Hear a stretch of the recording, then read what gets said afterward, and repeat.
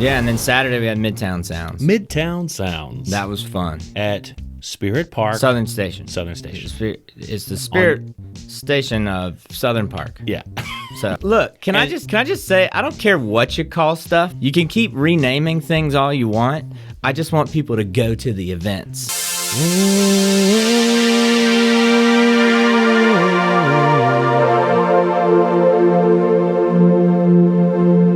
That was like when Gordon Bombay is reevaluating his coaching style in Mighty Ducks 2.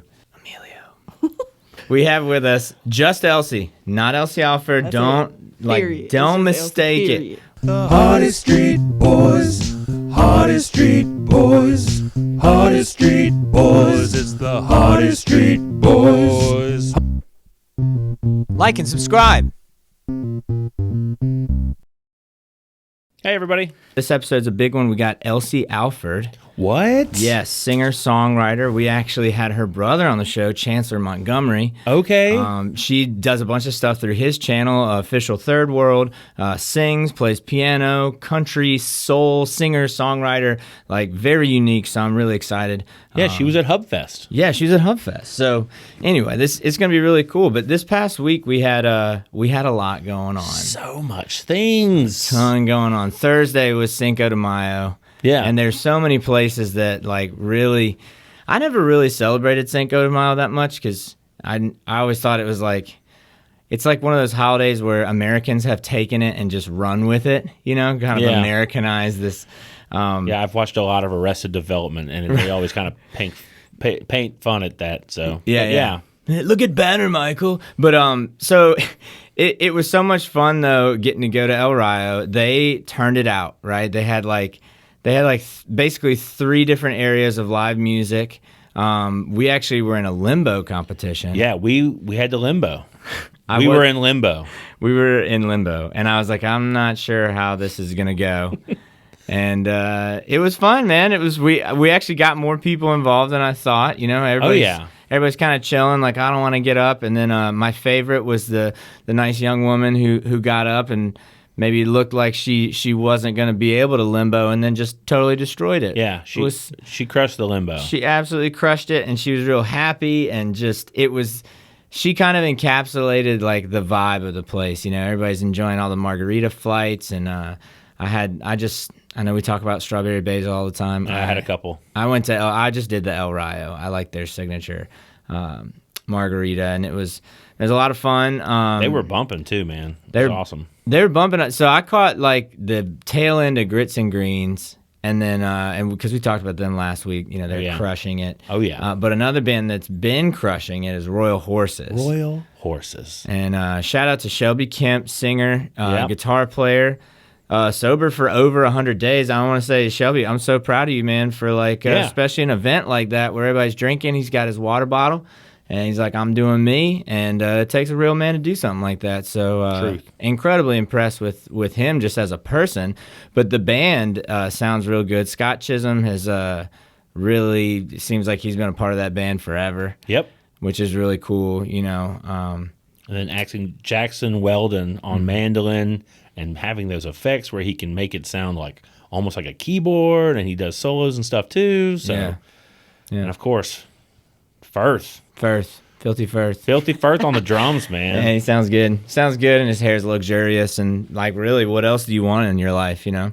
But it was awesome, and it was saw Robert, Mr. St. John, going, man, this is pretty cool. He's like, yeah, we need to do this more often. I'm like, man, it was like a block party. But then I saw all these videos, like our boy DJ Don King. He was at Pepito's. And like, man, that dude got like 30 people up dancing at just a restaurant. Oh yeah, like, it's not even. It looked like a nightclub. I'm going, oh, that's Pepito's. Like, I can tell you, if your boy Don King is spinning or whatever, yeah, you know, people are going to be out of their seat dancing. Literally turn any place into a nightclub. It is. That's his. There you go. That's marketing. See, we're good at marketing. I can think of things, words. What? But I know Keg had music too. And then there's all kinds of places. Looked like it was just popping off. Yeah, live music, man. And I do wonder how many people like called in on Friday.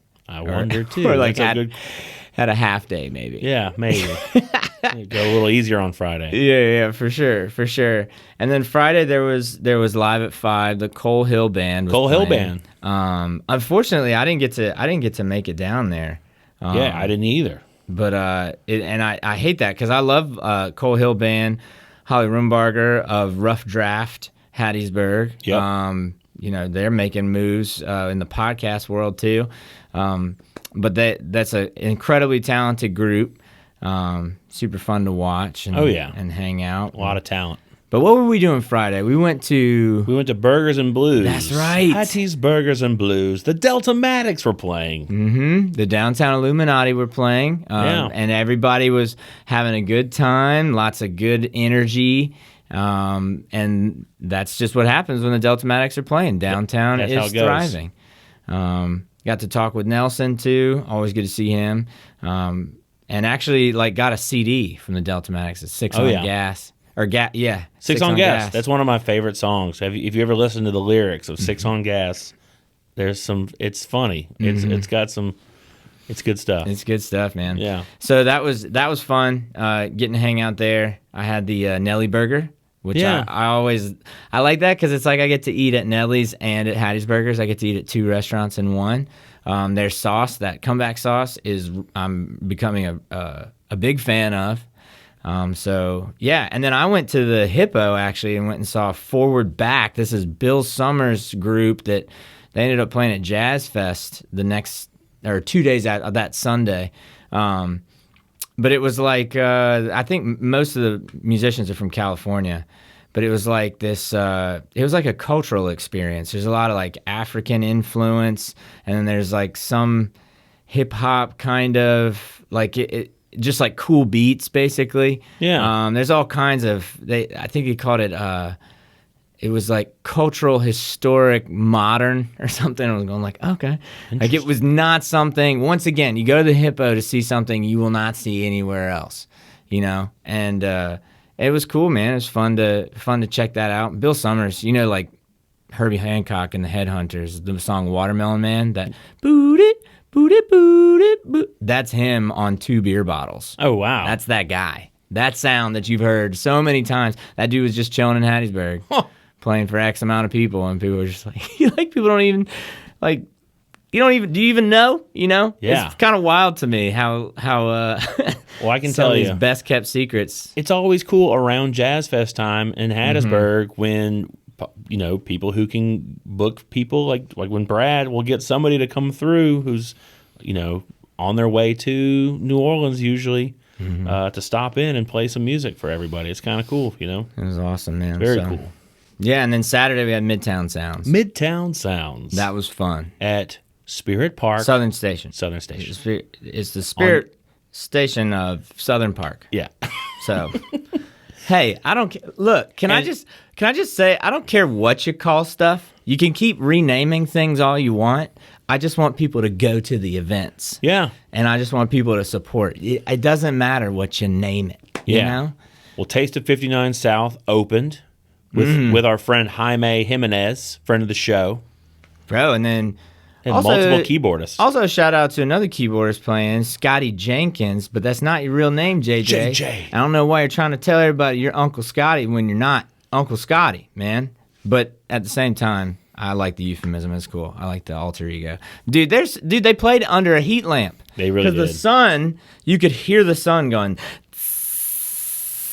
and they were just cool as a fan. Yeah. No, we got this. They were just like the crowd, hanging out in the shade almost. They're they were in direct sunlight, but the crowd was chilling. Well, they glistened.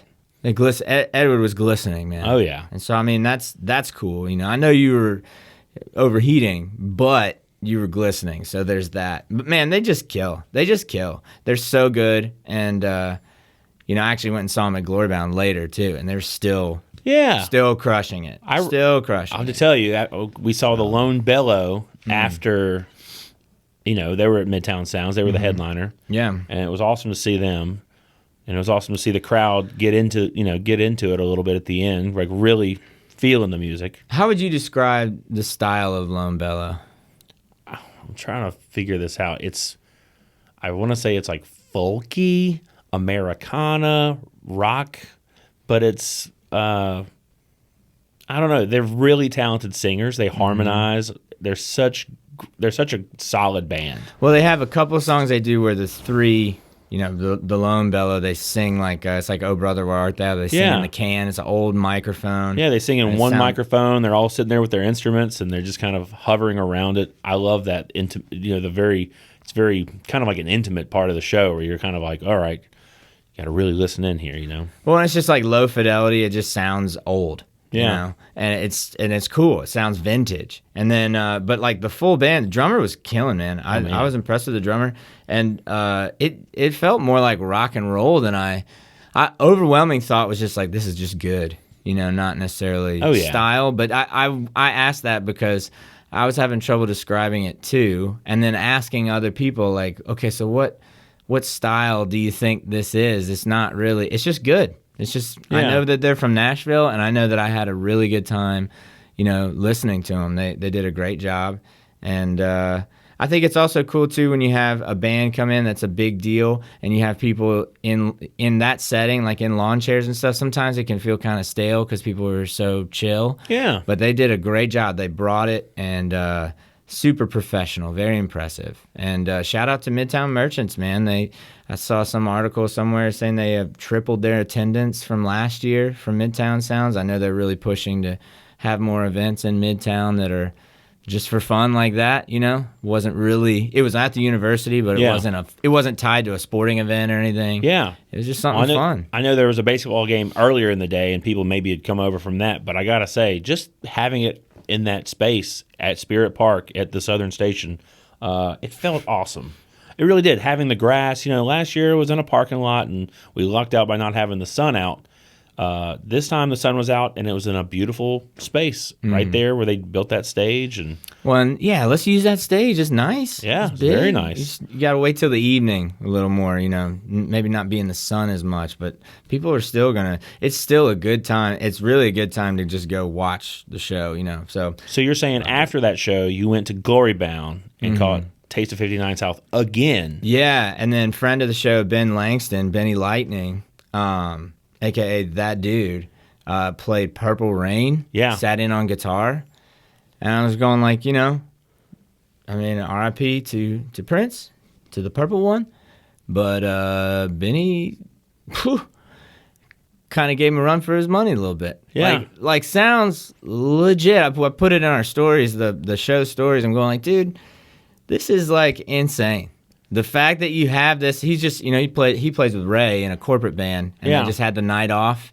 It was like kind of last minute. He's like, I just thought I'd come and hang out and support. It's funny you say that. I actually ran into him later in the evening. I saw him at the Thirsty Hippo. I kind of showed up to the Hippo late. I caught the tail end of the Squirms. Oh, yeah. Which, Will Pointer, friend of the show. Gotta love Will. Our friend Matthew Curtis. They were up there just having a good old time. I showed up for the tail end of it, and I'm glad I got to see some of it. But then I ran into Ben. So, just another great experience of live music here in Hattiesburg. Man, we're lucky. We're spoiled, and that's good. We just got to make sure we keep it going and keep supporting. And we talked about this with the Wednesday Night Titans. Like, I can't make it to every show. I get that. I get like if times are tough, you don't want to spend money on it. I totally understand. But don't pretend that there's nothing going on or that people aren't trying to provide for the people of this community, because they are. There's a lot of cool things. You got Better Than Ezra the same night as Lone Bellow. Yeah. So you get to choose. Like our boy DJ Don King he went to both. Came to Midtown, hung out with us for a minute, and then went out to the lawn at Lake Terrace and saw Better Than Ezra. Exactly. There's a ton of stuff happening. It's just important to recognize it and support it so it keeps going. So, but I think people who watch this too, I also want to be careful because I think people who watch this show, they're already supporting something local. So it is a little bit of like preaching to the choir. So I don't want to sound condescending or anything either. I'm just trying to. I just get so worked up about it, Jamie. Yeah. Get so worked up. This is for the people who literally are like, I don't go out, whatever. Right. Like, come on, man. There's live music. I went and saw at the Keg and Barrel. They have music on like Sunday evening sometimes. Red and the Revelers were playing. Like you go to the Keg, go have dinner, go eat some tacos out of out of the taco truck. Temas Taqueria. Yeah. Enjoy so that. Good. It was awesome. Also, if you haven't had Temas Taqueria yet, oh my gosh. Taqueria. So good, man. So Temas. good. And he changes up the menu too. It's always fresh. Man, killing it. Super excited to see what Tate's going to do with that too. But yeah, man, so we got Elsie coming on. I'm curious, we haven't met her before. We're going to meet her on the show. I love this show, man. We get to meet so many people just because of this. You're right. How else would we get someone to come to another place and just sit with us? Come hang out. And talk to us for a half hour. So I'm excited to see what she's got going on, what it's like. She's a mother, she's married, she's got all these aspirations as an artist, but has to balance life with that. And I just kind of want to see what it's like to have it all. So, all right, cool. After this, Elsie Alford. Hey, everybody. Hello, everyone. We want to remind you to like, subscribe, share. You can follow us on Patreon. Support us through that, very cheap, $3 a month for early access to episodes, $5 a month for behind-the-scenes footage. We're also going to put out concerts through our Patreon, so that's how you get first access to local musicians who come in and perform for us. But we also want to let you know you could sponsor an episode. Yes, you and your business or whoever. You can sponsor an episode. Advertise with us. We do reels. We could just talk about what you want us to talk about on the show. We are very much ready to work, and this is the way of the future. Let's get into some marketing, We are content creators, and we'll help you out. Business. #business. So we want to be a part of your business. We want to help you grow, just like you're helping us grow with our show. So we appreciate all your support.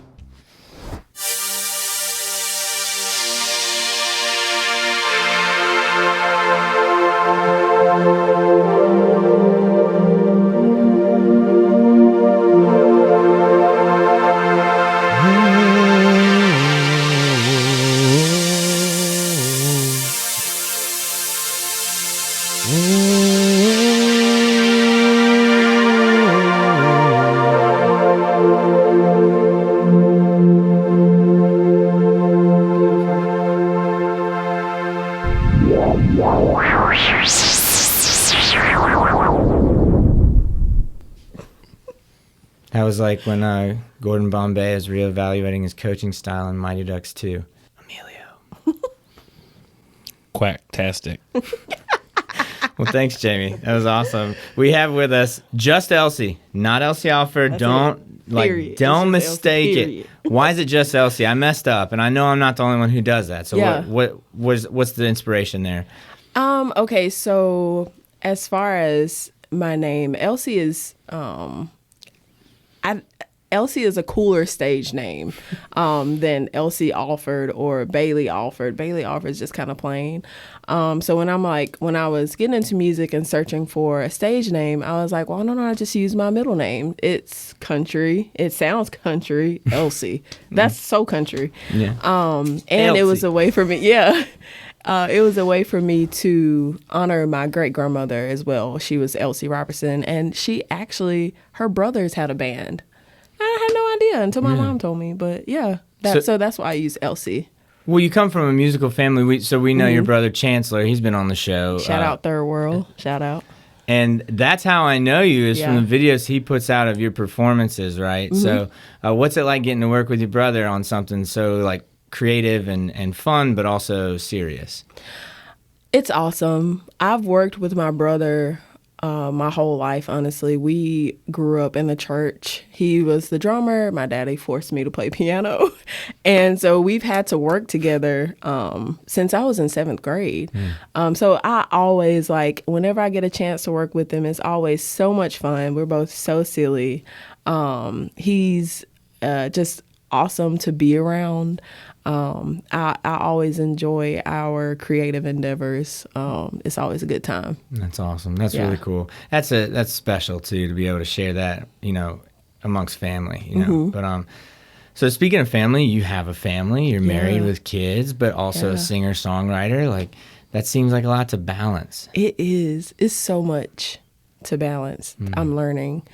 I thought I was just going to be able to, pop out these babies and get right back to it. But first of all, my body is hold up, you got to heal. And second of all, it's just tough, the adjustment into parenthood itself. takes at least 2 years. I feel like, but yeah, it's hard, but I'm trying, and I feel like that's all that matters. Well, how old are your kids? Stella Bell is 2. She just turned 2 a couple weeks ago, and Benji will be 6 months on the 11th. Okay, wow. Yeah. So you definitely have your hands full. Yeah. Oh, okay, so let's talk pre-kids, right? Okay. How did you get into becoming a singer? Like, how'd you start writing your own songs? I know you mentioned growing up in the church, but like, how does it go from being in the church to starting to make this your job? So, like you said, it started in the church.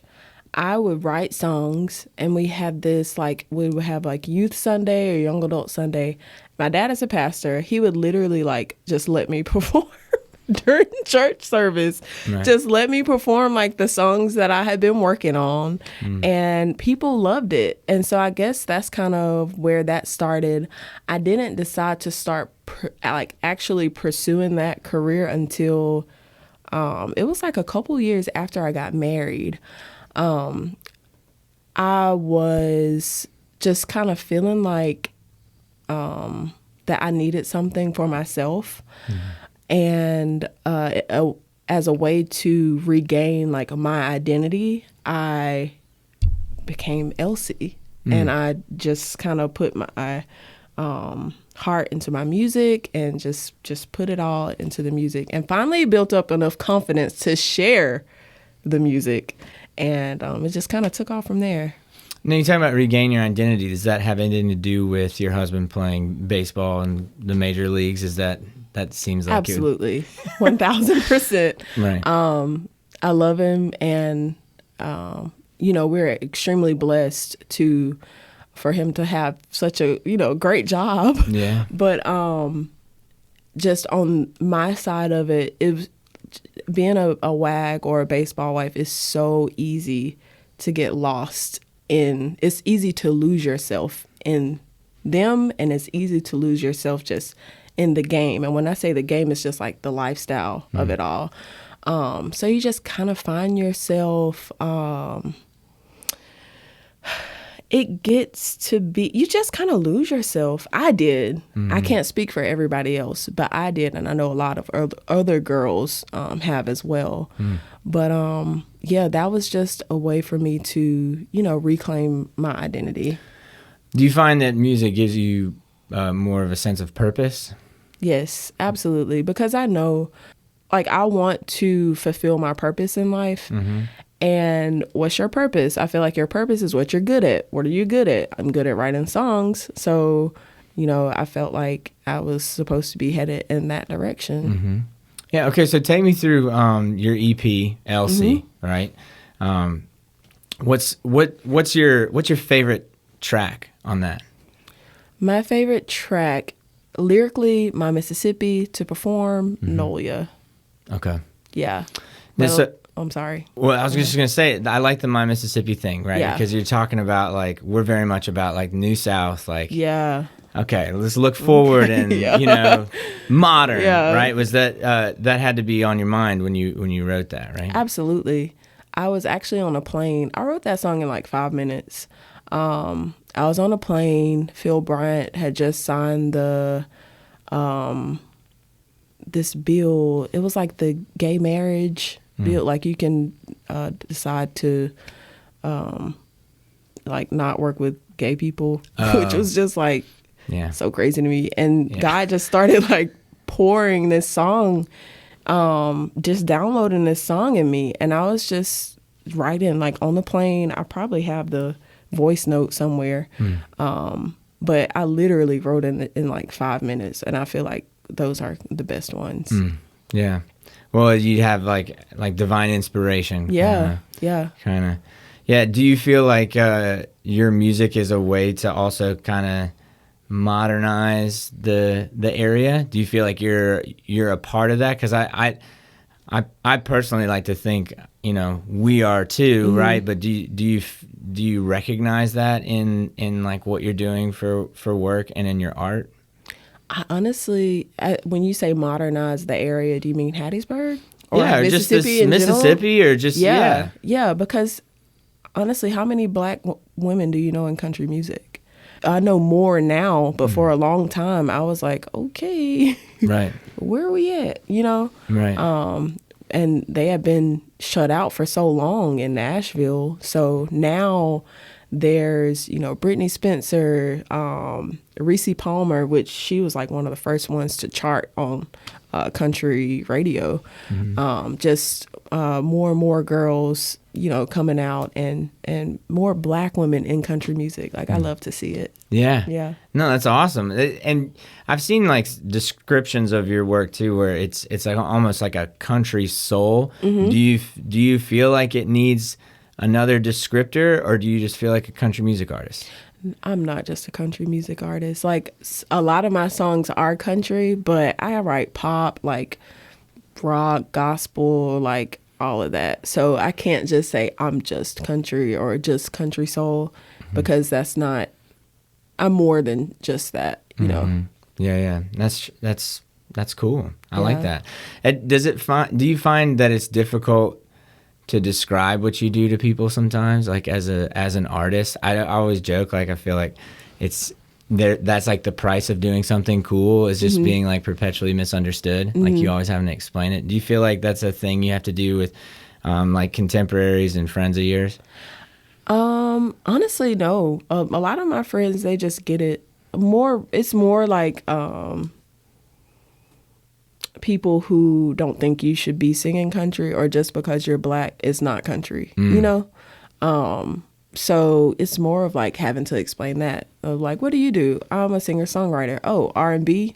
No, country. Country. Most of my stuff is country, so yeah, that's how. Isn't that wild? Like, yeah, based on how we look, that you get a genre slapped on you? No, immediately. Oh, you must rap. Yeah. No. Thank you, but yeah, that's wild. Yeah. I guess that's like, I honestly never would have thought of that, to be perfectly honest with you. Wow. It happens a lot. Uber drivers, everybody. Right. Yeah. Well, there's certainly people who aren't, they're not maybe being as thoughtful in conversation as you would like. You know? So, but wow. I so give them the benefit of the doubt, though. Right. I mean, it is rare, so it's okay. Well, so you're going to create you have like a whole album in the works too, right? So what's the difference between like the EP that you've already released and then the full album? Other than just volume, there's a lot of work to be done. Yeah. But what do you see as like the biggest difference trying to put that out? Just making sure it's cohesive, that it makes sense. Way more songs, and just more money too. Yeah.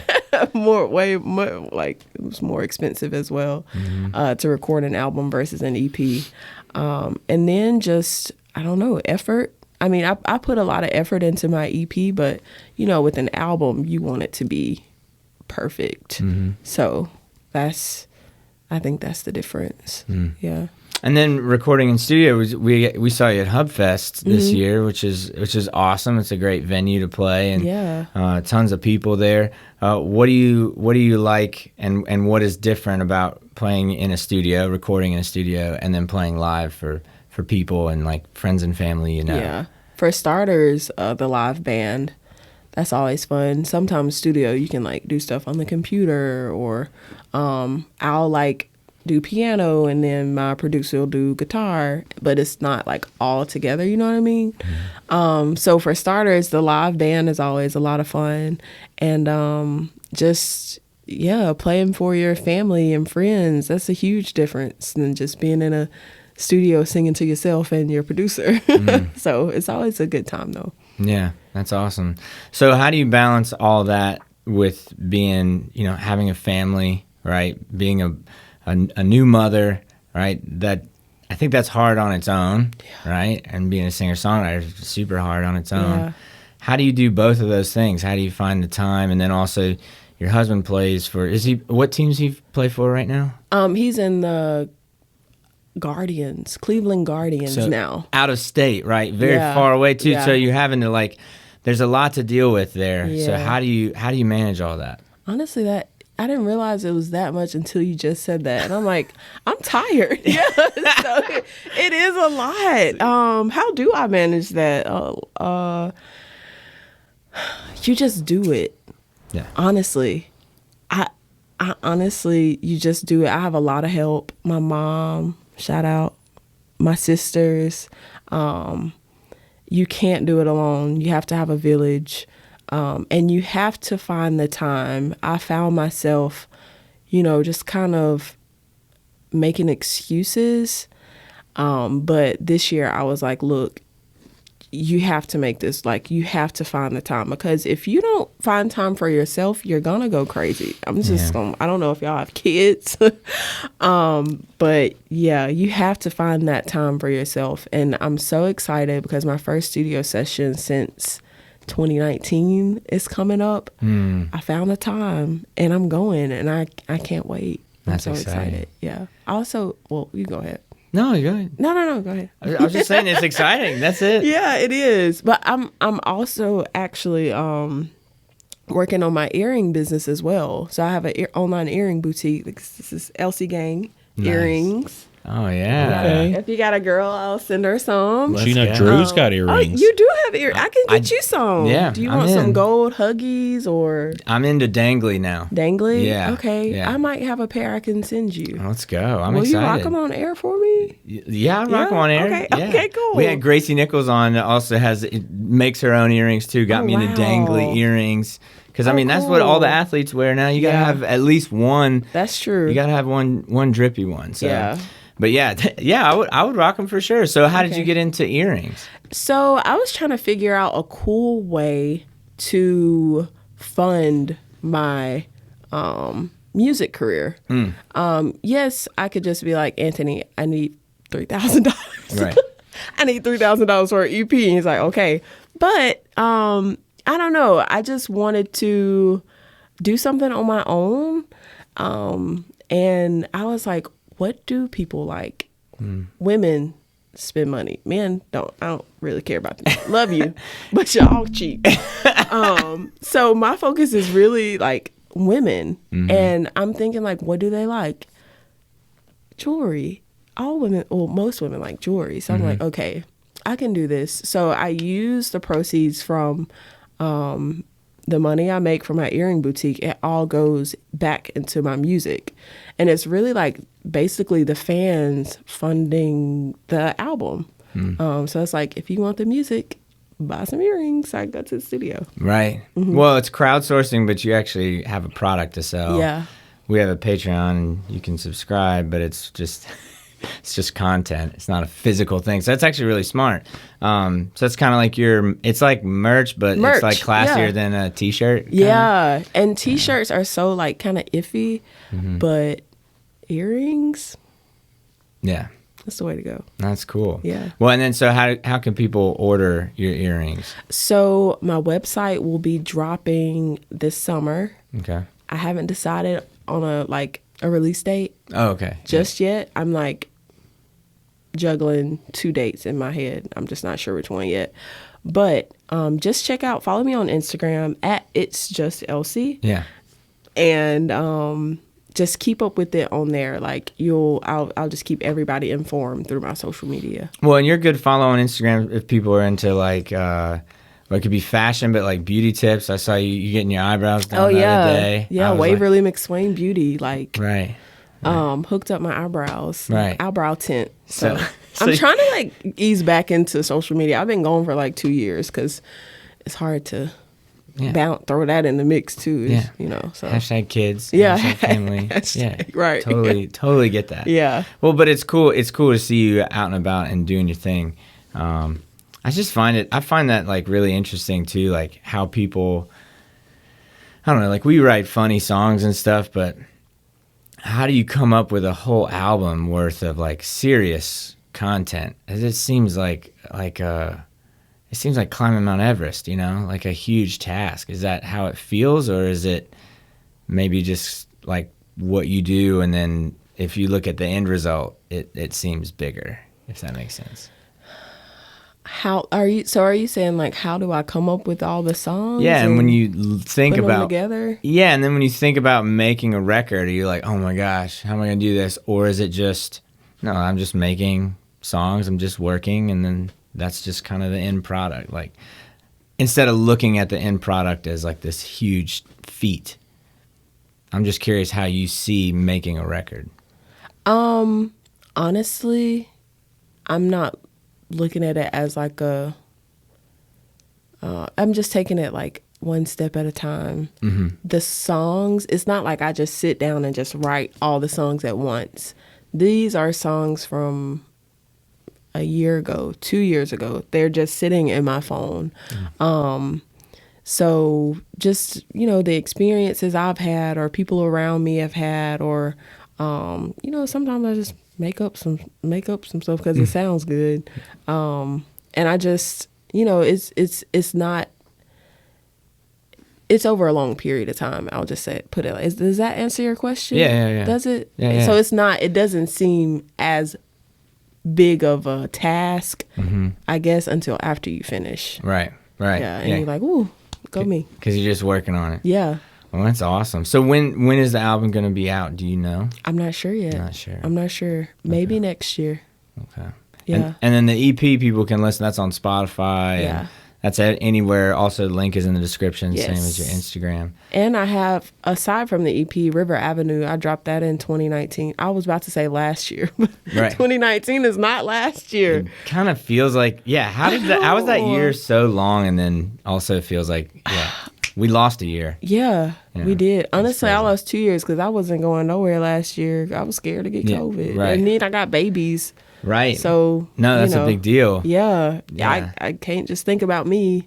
I have kids who can't get vaccinated. So I have to think about them. Wow. Yeah. Well, so your website dropping for your earrings, your jewelry line, Yes. that's something to keep an eye on. But the best way to find out is just to follow you on Instagram. Instagram, Facebook, at It's Just Elsie. Okay. Yes. And so then I'm sure you'll let us know when that drops. I will. Yeah. Yeah. That's I will awesome. send you some earrings. Tag the Hardy Street Boys too. I will. We'll be You happy want some earrings? So I can get you some clip-ons. I might be. Yeah, I'd be down. Actually, Okay. we're gonna pierce I should it. get you some rings for your... Ooh, I love a little ring. Yeah, a little ring.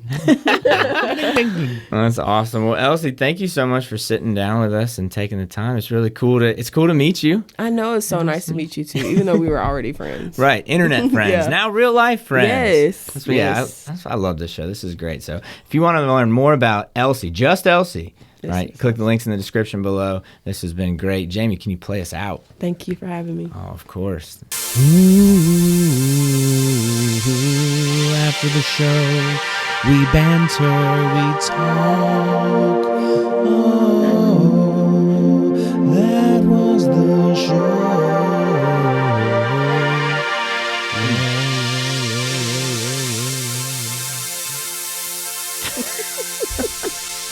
Amazing. Funny. I love it. Thank you.